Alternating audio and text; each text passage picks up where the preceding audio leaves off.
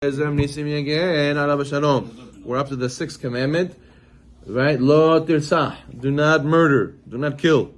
How many murderers do you know amongst the Jewish people? Barely. We don't know anybody who's a murderer. I don't know anybody who's Jewish and a murderer. So therefore, what is this mitzvah? What is this commandment? So Hashem warns us, all generations do not kill. Who has a avamina? Whoever has a thought to do this. So therefore, Rabbi Zino again says, you have to understand, you can kill a person without a gun. There's a type of killing called dying of embarrassment. You kill a guy, you, as they say, parval. You go and you pastav a man, you put him in his place good, and you show how he's so foolish in front of everybody. You just killed him, as the Gemara says. You embarrassed somebody else before others. It's as if you shed his blood. You took his neck. You go, come here, and go. All his blood went in front of everybody. You did shaita to him in front of everybody else. So therefore, the Gemara says there's people who do not mekabel pinei shechina. They do not get olam haba. They lose their olam haba. So the Gemara says that what? He's also the person who embarrasses somebody else in public. Because also he has no halak olam haba. The other one is an adulterer, and the other one who calls his friend a derogatory nickname. He says, "Oh, Tolstoy, how are you? Good to see you, doughboy. You want a donut?" So all these things, you go and make fun of people, is also embarrassing them. The person calls them lazy, slowpoke, idiot, all these things. The person has to be careful to avoid. This is also under the prohibition of lo tirsach. You know the famous story of David HaMelech in Masechet Bava Basra. He was giving shiur, and one guy was trying to chikanose him. So he said, "Oh, Rabbi, what's halakha if somebody sleeps with a married woman? Which mitat bedin they get?" So he said to him, he understood right away. He was hinting to him. So he said, "You should know he gets serifa, but you should know, or Hanukkah was, and you should know he gets olam haba after that. He gets kapara. The one who goes embarrasses his friend in public, ain't no halak olam haba. He has no olam haba." So whoever asked that question, he should know. He should know what he's getting into.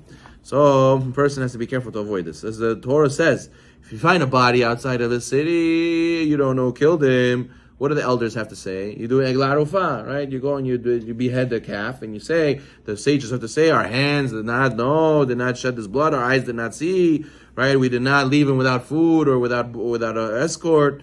So if they did, let's say they got a chance to do achnasat orchim and they didn't give him achnasat orchim, they didn't have him as a guest, so it's his fault. They now it's as if they shed his blood. They killed him. They didn't kill him. A random guy killed him. So what do we see from here? We see that part of lo tirsach also means if you can help someone and you don't help them, you're responsible also. You're responsible. Someone's in a crisis. You could have gave them money. Guy is stuck. You could have picked him up. The guy, you could have went and did a hesed with him, and you say, why should I? Am I my brother's keeper? Do I have to? I owe him. I don't owe him anything. He didn't do me any favors. But a person has to know. We see from here that it's part of lo tirsach. Do not murder. Do not kill. It's part of this obligation to go and help the guy. Because if the guy suffers now, you're also a person who's liable for that. A person is also responsible for that, right? A wife, especially. They're number ones who are getting crisis. Number one who needs help. And when you leave them hanging. "Oh, I come home when I come home. Don't worry about it, Rabbi. It's okay. Let her cry." A person like this, lo tirsach. Torah says, "Do not murder." You could have helped her. If she suffers now and she gets mental anguish, you're responsible. You could have removed it for her. So therefore, a person has to go, give her encouragement and help her, and make sure not to do lo tirsach. A person has to know that the penina, even if she meant l'shem shamayim, sometimes people say, "Rabbi, I'm just doing chikanot, but for good reason. I'm doing it for good reason. I want my kelinka to learn what it means to, be respitinate, and to be cleanly, and to cook properly. My son, this, that." So what happens? So the mother-in-law makes chikanos to the daughter-in-law, but it's the Shem Shamayim, right? It's the Shem Shamayim. First of all, let's go see if that's the Shem Shamayim. But even if it is the Shem Shamayim, who also did chikanos the Shem Shamayim? Penina, she always used to make Hannah suffer. She used to do what? She used to say, "Oh, you see what my son brought? Look, he made a project in school. Hannah, your son brought a project? Oh, right, you don't have kids, right? I forgot. That's so sad. I'm sorry. Maybe we'll do Nishma Kohai 40 days for you to have a girl and this and that." You know how ladies are. They give compliments. They don't mean it. They go and they look like they want to help, and they're just they're digging. So what happens? Penina did this time after time after. Why, Penina? You're such an evil woman. Why would you make her suffer? No, it's the Shem Shammai. I want her to cry. She'll cry to Hashem her tears, and Hashem will give her a child. Well, I did do something wrong. The Gemara says because of this, every time Hannah gave birth, Penina lost a child. So you see, what? No, but at the end of the day, look at this. At the end of the day, Hannah had 5 kids. Every time Hannah gave birth to one, Penina buried 2. Buried 2. Hannah gave 5th birth.